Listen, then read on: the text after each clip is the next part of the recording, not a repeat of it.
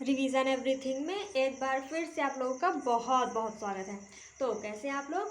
I hope आप सब बहुत ही अच्छे होंगे। देखिए, इसके पहले की वीडियो में हम लोगों ने दक्षिण भारत में जो विजयनगर साम्राज्य चल रहा था उसके दो वंशों के बारे में पढ़ा था, जिसमें संगम वंश और सलूप वंश के बारे में पढ़ा था। तो आज हम सलूप वंश के आगे देखेंगे।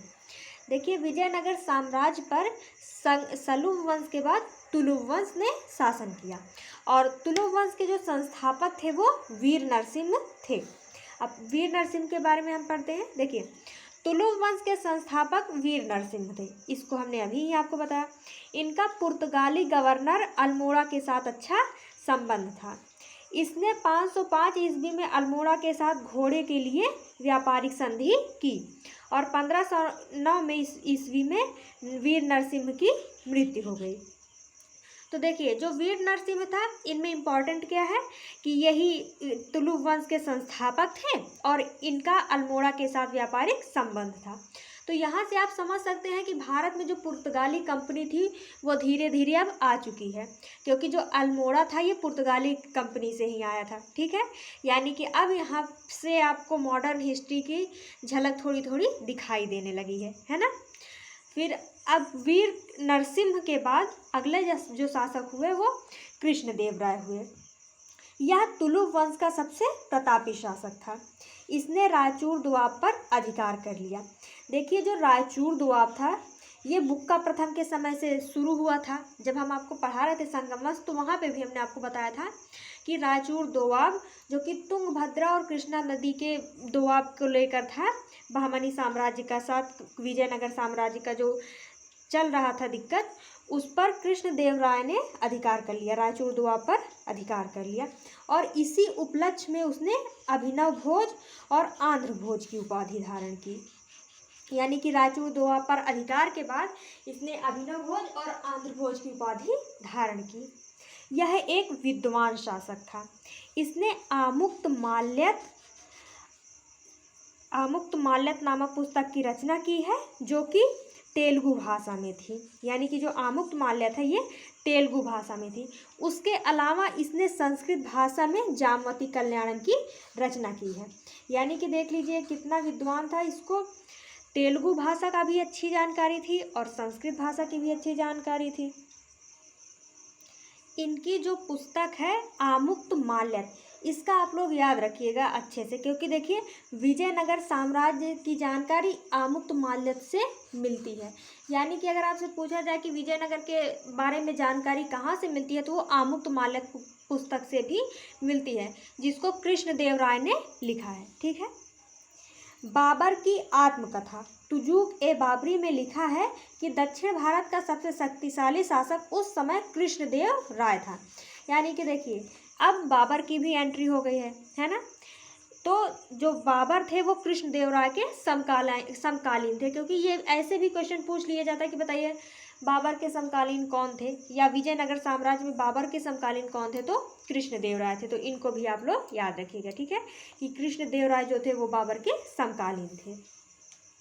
कृष्णदेव राय ने नागलपुर शहर की स्थापना किया और वहाँ पर विट्ठल स्वामी तथा हजारा मंदिर का निर्माण किया। तो आपसे पूछा जाए कि बताइए विट्ठल स्वामी मंदिर का निर्माण किसने करवाया या फिर हजारा मंदिर का निर्माण किसने करवाया, तो कृष्णदेव राय ने करवाया। ठीक है, इनके समय इटली यात्री डोमिगो पायस तथा पुर्तगाली यात्री बारबोसा भारत आया था। तो ये दोनों जो यात्री थे वो कृष्णदेव राय के समय आए थे।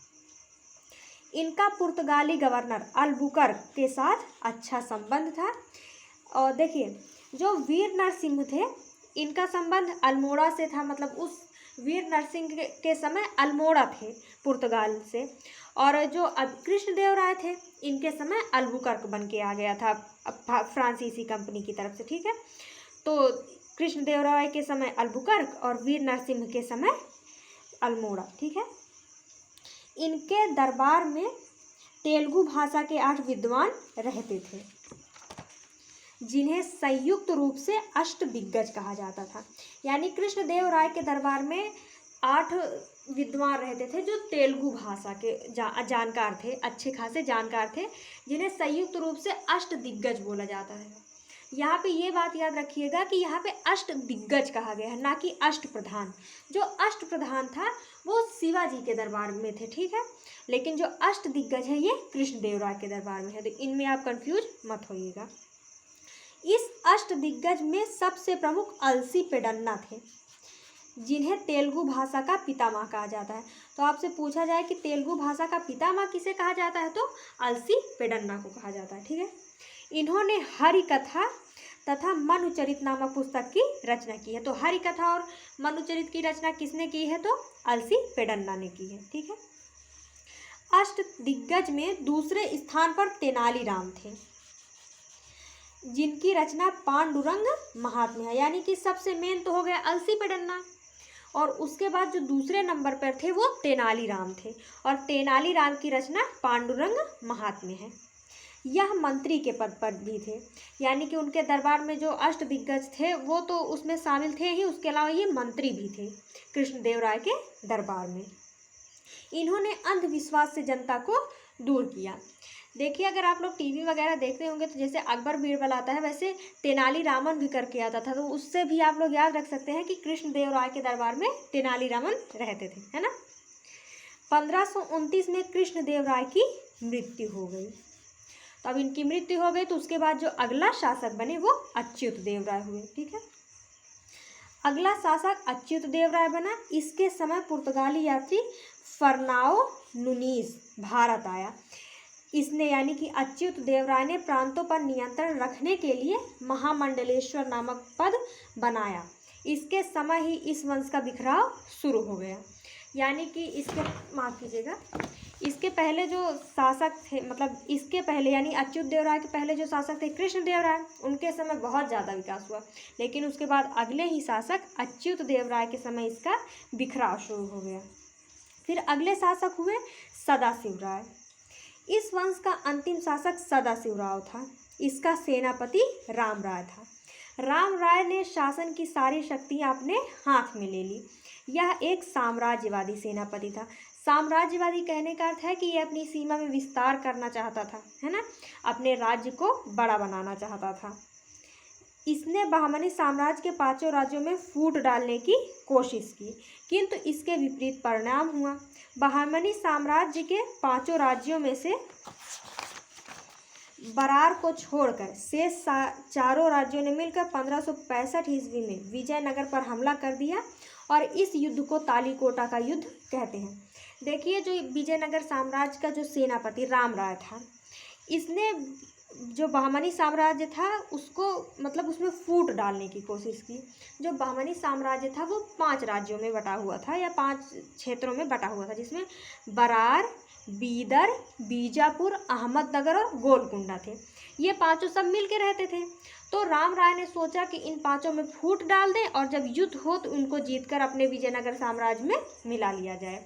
लेकिन इसका दांव उल्टा पड़ गया, और उल्टा इसलिए हो गया क्योंकि उन सब ने मिलकर तालीकोटा के युद्ध में विजयनगर को ही पराजित कर दिया, ठीक है। और इसी युद्ध में जो राम राय था वो मारा गया। सदाशिव राय ने अगला सेनापति तिरुमल को बनाया। यानी कि जो सेनापति राम राय था वो तो मर गया, तो अब अगला जो सेनापति हुआ वो तिरुमल हुआ। तिरुमल ने सदाशिव राय की हत्या कर दी और एक नया वंश आरवीडू वंश की स्थापना कर दी। यानी कि अब तुलुक वंश का भी अंत हो गया। अब अगला वंश है आरवीडू वंश। इस वंश का संस्थापक तिरुमल था, वो तो है ही, है ना। यह वंश अधिक दिनों तक शासन नहीं कर सका, और इस वंश का अंतिम शासक रंगा तृतीय था, जिसको शिवाजी ने पराजित करके विजयनगर साम्राज्य को मराठा साम्राज्य में मिला लिया। विजयनगर साम्राज्य को तेलुगु भाषा का स्वर्णकाल कहा जाता है। देखिए, विजयनगर साम्राज्य का अंत हो चुका है। अब यही जो विजयनगर साम्राज्य था ये मराठा साम्राज्य में ऐड हो गया। यानी कि जगह वही है, बस शासन चेंज हुआ है और उसका नाम चेंज हुआ है, ठीक है। तो ये संगम विजयनगर साम्राज्य के 4 राज्य थे। कौन कौन से? संगम, सलुव, तुलुक और आरवीडू। इनसे जितने भी क्वेश्चन बन सकते थे, जितने भी पॉइंट बन सकते थे, वो सब इसी में इंक्लूड है। तो अगर आपसे पूछा जाए कि बताइए तेलुगु भाषा का स्वर्णकाल किसे कहा जाता है, तो ये विजयनगर साम्राज्य को कहा जाता है। विजयनगर साम्राज्य की भाषा भी तेलुगु ही थी, ठीक है। तो आई होप कि आपको ये सब समझ में आया होगा। तो अगले वीडियो में हम बहमनी साम्राज्य पढ़ेंगे।